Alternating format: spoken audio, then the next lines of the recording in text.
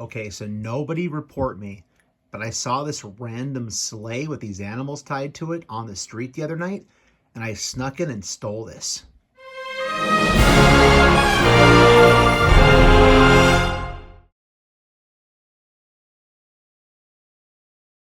Hey YouTube, what goes on? And welcome to Disavowed Action Figures, bringing you another action figure review. Today, very excited to have in hand the G.I. Joe Classified Crimson Guard number 50 action figure. Amazon coming through in the clutch, $24.99, free shipping thanks to all that Amazon Prime nonsense. The GF helped out with that, so very happy to have this. I could have had it at RetroCon for $45 in hand, and the great Art G was like, don't do it. So I'm glad I didn't, because here it is for retail price. So pumped to have this. You know I love myself some G.I. Joe Classified Army Builders, and this might be the best one yet.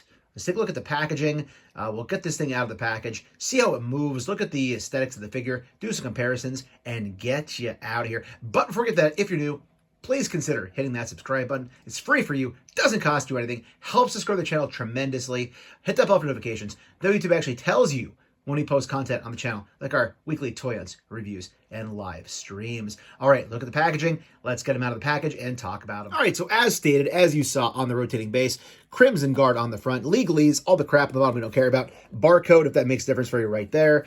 On the top, number 50, and on the side, we do get a very nice image there of the artistic rendering of the figure on this side, number 50, and of course, we do get all those little icons. You can go to the website and see what the power set is. I love Army Builders. G.I. Joe has sucked me in with these things. This looks so good in packaging. I'm trying to get away from buying too many of one figure, but I do think when this starts popping up at retail, I will need a few more. Let's get them out of the box. All right, so taking a look at the accessories for this guy, we do get the standard backpack going on right here with the Cobra logo. That looks pretty nice. There's a little peg right here to peg something onto. That goes into the back. Also, there's a hole for something else, but probably one of the swords. We do get a rifle with the silver bayonet. That looks nice. So some silver paint down here. That is slightly warped coming out of the packaging. With a little heat, we could fix that.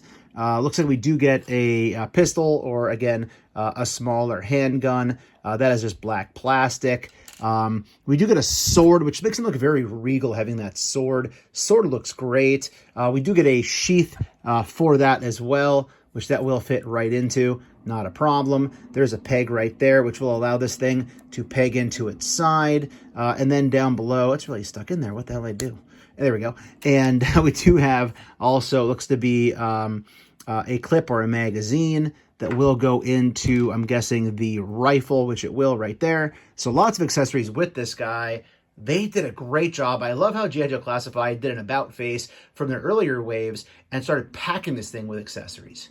As far as the aesthetics on this guy, great Cobra logo right there, smack dab in the middle. That looks amazing. Another nice little icon going on right there on the chest piece.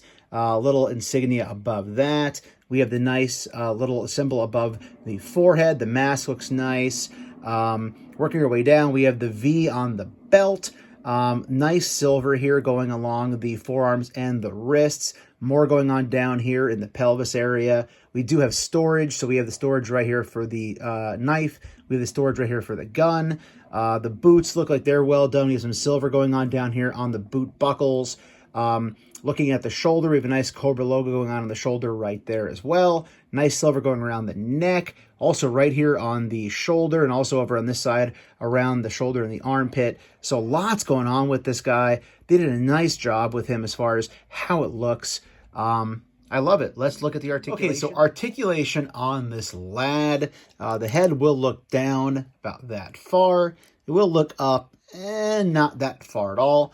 It will rotate all the way around. There is some definite pivot going on right there. So left and right.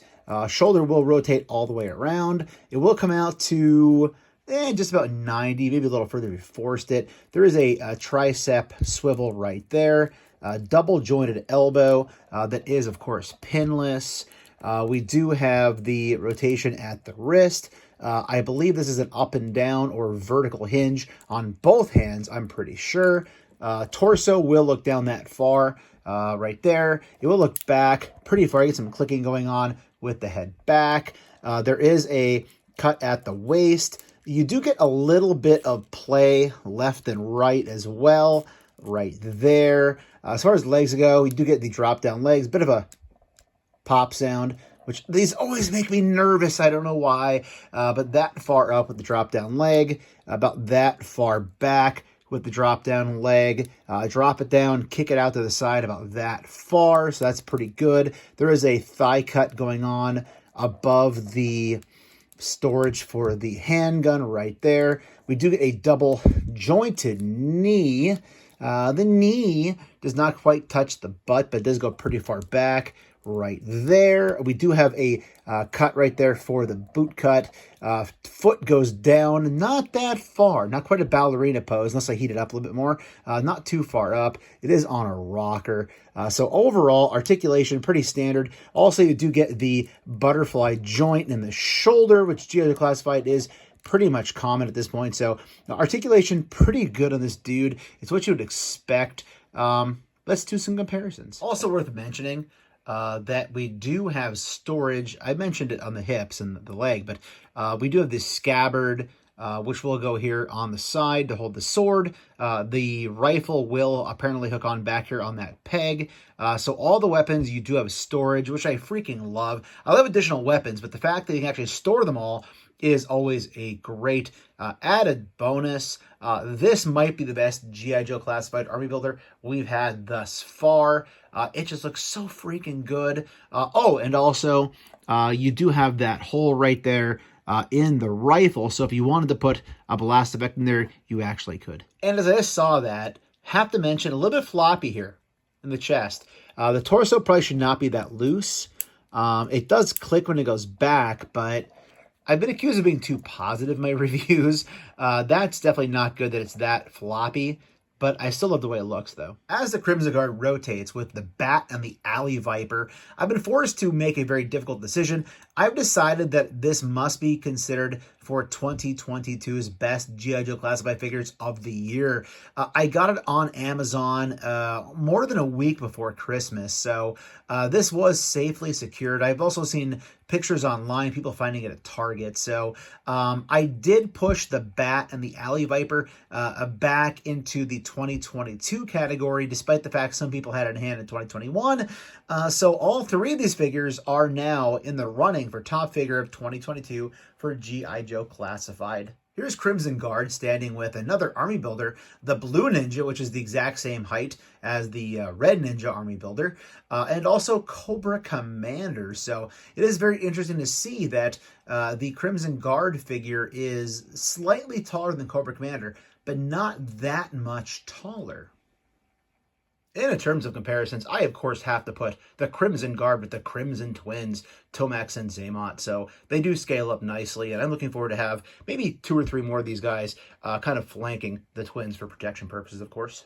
Here is our Crimson Guard standing with the Snake Eyes 2-pack Alpha Commandos G.I. Joe Classified figure, and also a Bobby Valaverse Action Force Bone Collector. Again, the Crimson Guard is slightly taller than Snake Eyes, but looks to be maybe like very slightly taller than Bone Collector from the Action Force line. And 2 more G.I. Joe Classified comparisons. Here is Crimson Guard standing with the Sergeant Slaughter G.I. Joe Classified, as well as the Serpentor Cobra figure. So again, Serpentor towers above everybody. Sarge is kind of a close second place. And then Crimson Guard is right in there as well. Here's Crimson Guard standing with 2 Marvel Legends. We have the Marvel Legends Hand Ninja, which also shares a very common red motif, with the Marvel Legends Null figure from the 2-pack. Null obviously towering above these figures, which is why I kind of consider Null more of a Build-A-Figure / deluxe when it comes to our top 10 comparisons and considerations for 2022. But overall, again, the reds with that ninja look pretty good with that guard. 2 more comparisons for 6-inch figures. Here is the Mezco Toys Constantine, which I recently reviewed. I'll put that link down below. And also the Star Wars Black Series Hasbro Boba Fett. Here's our Crimson Guard, standing with two figures that are not 6-inch scale. We have the Plunderlings Feral Cheetah, standing with the DC Multiverse McFarlane Toys Lobo Big Mother Fragger. Yeah, never hurts to compare these figures to other lines. And last, but as everybody likes to say, certainly not least, here is the G.I. Joe Classified Crimson Guard number 50, standing with the Jazzwares AEW Unrivaled Orange Cassidy.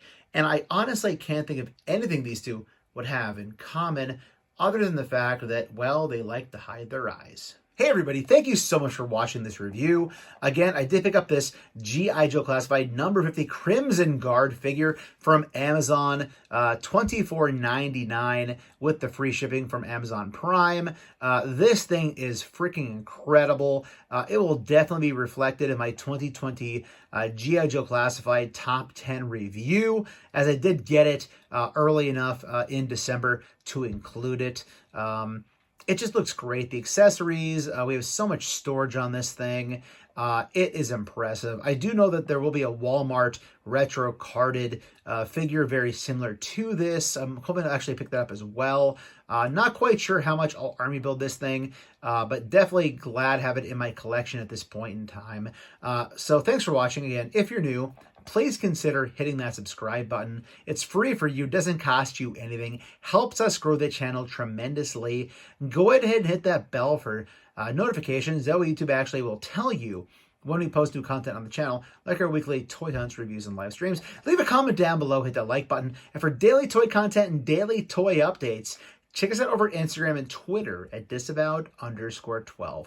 Hey everybody, if you're going toy hunting this week, please try to remember the 3 Ps of the toy hunt: patience, persistence, but most of all, politeness. Take care, stay healthy, and I'll be seeing all of you at the pegs.